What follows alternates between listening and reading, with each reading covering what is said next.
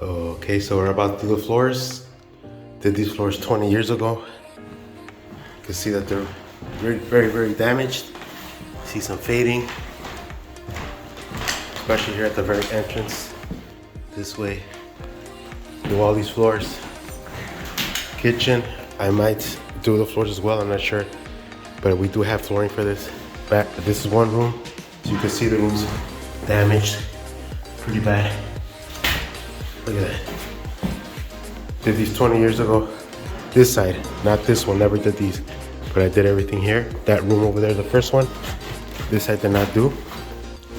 This is all coming out. Already took out gotta take this off. But it's coming along.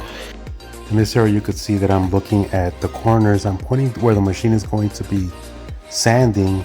I'm gonna start with the 36, all the corners, right? After finishing with this machine, obviously. And then I will move to that machine. That's the corner one, 36, and then I'll go from that to like a 60, and then an 80, 100.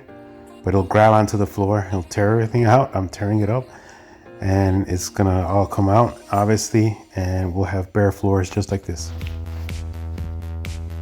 After sanding these stairs, I just go down and I walk back up the stairs just to make sure that I didn't miss any spots. I still have to hit the corners where the machine does not reach, and then I go in there later on and I hand sand the areas that are at the very edge where the machine cannot reach. I get to them by hand. It's working, but it's eating the actual sandpaper, but that's normal. But it's gonna look really nice. I did it with the old ones that I had left over, and then I did a new one. And yeah, it's gonna take more passes than over here, but that's all right. This was relatively easier to do. I did this area. From here on, it's all complete to the sense that it's up to the walls. The first one, and I'm gonna do maybe one or maybe possibly two more. But the rest of the house on the floors are done. But it's gonna take another day or so to finish everything. It's gonna take a day or so to finish everything. But all the corners are done with the first time, and then we're going to hit it again. This is about 4 hours, the whole day, one day, 10-hour day, one day, and then I had a 4-hour day, and this is another 4, so it's 8 plus 10 days, so almost 24 hours of work here. All right. It's gonna take another 24, I'm thinking, altogether to do the whole thing. If I had another guy, he could be working on this machine. See if this comes up, because I do like this floor. It needs a little bit of filling, but at the same time, I really like this floor, so I'm gonna see if some of this comes out. All right. Thank you for watching. Big Tony's Construction. As you can see, these marks will not come off at the first pass, but after a couple of attempts, the sandpaper starts to take care of that. Little by little, take your time. Make sure you let the machine do the work. That was my big mistake. It's got a lever. That's just to put the actual drum to the ground. You're not supposed to put weight on that lever, and that's what causes the damage to the floors. As you can see here, the first sanding is done, all completed with 36 grit. Then what I do after that, like I said before, I go to a 60, and then an 80, and then a 100, and then once I find that it's nice and flat everywhere, then I go ahead and then use the orbital sander. You don't see it in the picture, but you'll see it later on in the video, and it just shakes and it makes everything 100% flat. And that's something else that I didn't do 20 years ago. So I had to go back and fix some of the mistakes that I had done before, making all the edges, all the corners flat as possible, and that way you're not able to see any kind of damage that was done previously. So I go around and pick up any kind of material that I might dropped along the way, just to make sure that I'm able to move on to the next step, which would be to shake it with that orbital sander. Okay, so that does take a toll on your arms, so make sure that you rest up.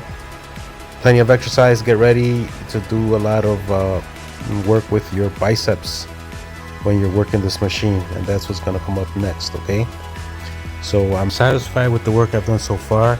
Okay, thank you. Those machines did a lot for me. They really helped me out. And that's what you need. You need the proper tools, and you have to have yourself the ability to be in a very relaxed state of mind when you're doing this. Listen to music, listen to books, do whatever you can to stay focused and attentive, because a little tiny mistake can cause you a lot of work. So I'm ready to leave here. I'm tired, but I'm also very, very happy with the work that I did so far.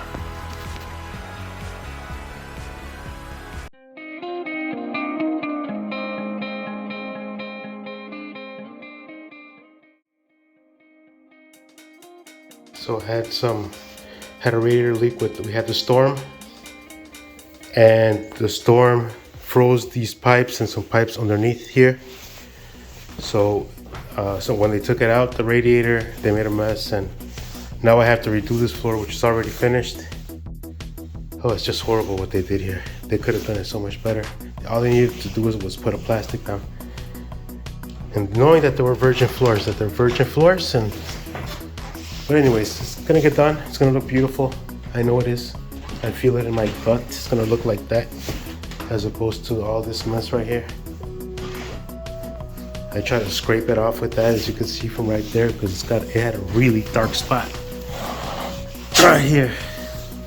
And that's just seeping down from a rusty radiator down into the virgin wood. That's what that was all about. And they dragged that part of the radiator here, and then they stopped. Luckily, this guy was strong enough, and this guy, whoever did it, but they left it right here, smack dab, and then somebody else chopped it up here, and all this liquid is from that came out of the radiator instead of going out here, which had enough space. But he didn't want to damage the floors, and he made more work for me. I would have rather him drag this thing out as opposed to cut it in 3 pieces and put all this on the virgin floor, as I told him. So, but I'll leave that behind. It is what it is. It just hurts because I was almost done with this project now. It took me back like almost 2 weeks, but I'm back at it. I'm gonna stop complaining, and I'm gonna get myself to work and knock this out, because it's gonna look awesome. Peace.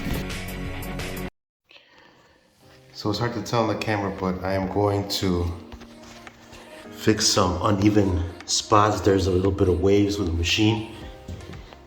It's hard to tell. Right here, there's a little ridge. If you get the light right, you'll see. It's like a line right here. It's a line over there.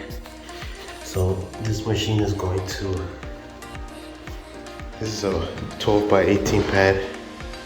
The machine will be on top of it, and then it's got a 100 grit on the bottom, and it'll shake, and I'll make it nice and even, and you can't mess that up. See the lines right there? There's some lines right there, and a dark spot right there too that needs to come out. So that's what I'm gonna do today for this little piece of time. All right, peace. So I'm so happy that this is the final process, and this machine does take a toll on you if you do not know how to use it. My biceps were hurting. I did the whole flooring like this at the very end, all out there and everywhere. I went 120, and I made sure to take my time. There was some areas that were a little bit higher, and I needed to go back and forth, but there is absolutely no way you can mess this up, okay? I was told by a professional, if you will, that does this for a living, that this will make anything nice and flat, okay? So make sure that you use the proper sandpaper, and you change it frequently. Came out very nice and smooth. It's hard to see from the pictures, but it is extremely smooth and soft with that 120. So the final process is with a tat cloth, you make sure to pick up all the lint. Anything that's on the floor, you make sure that it's super clean.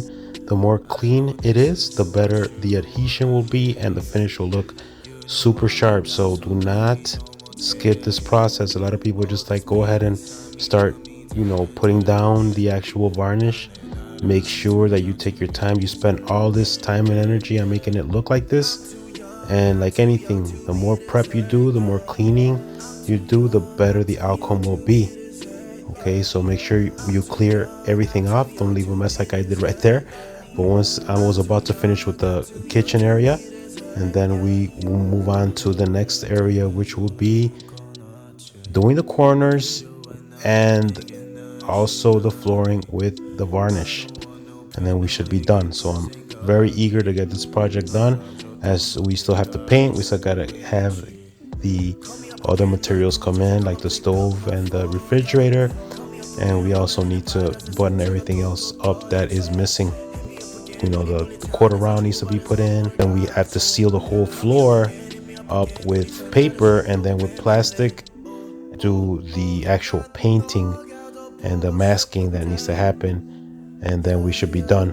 Okay, but I'm really excited and real happy how everything's coming out, and I look forward to the next stage. Super happy that the flooring is almost done. All right, so it's ready for the seal.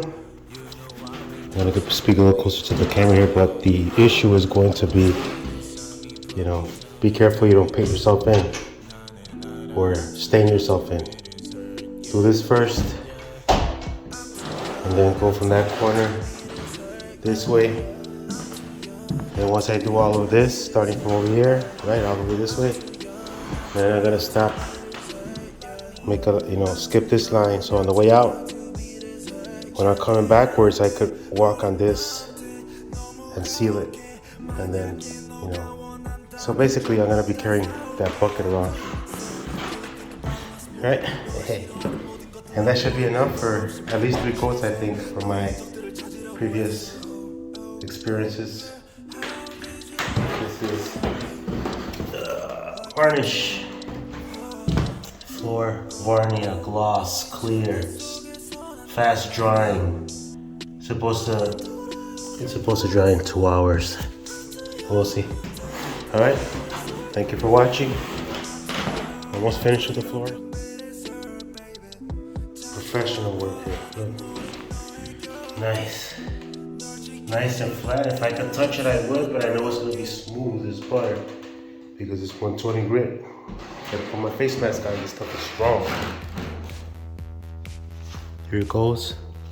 It's coming out really nice.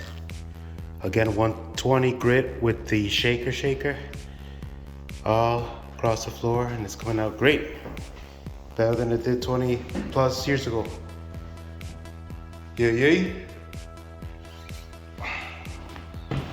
Ooh, it's so strong, this oil-based stuff. See ya.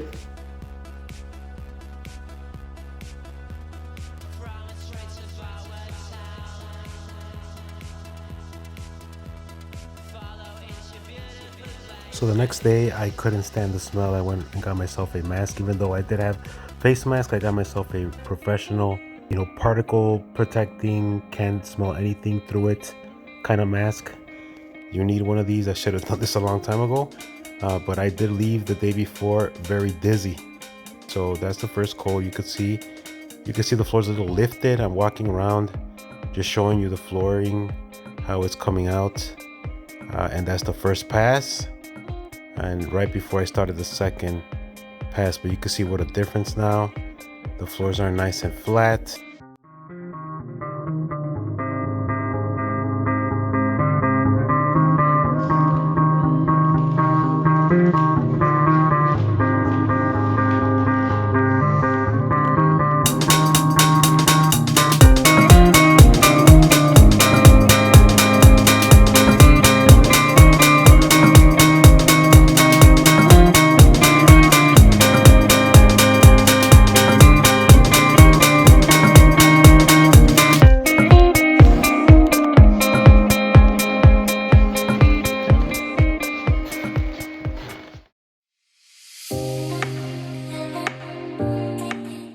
Well, finally, after all the hours and hours of work, it is done.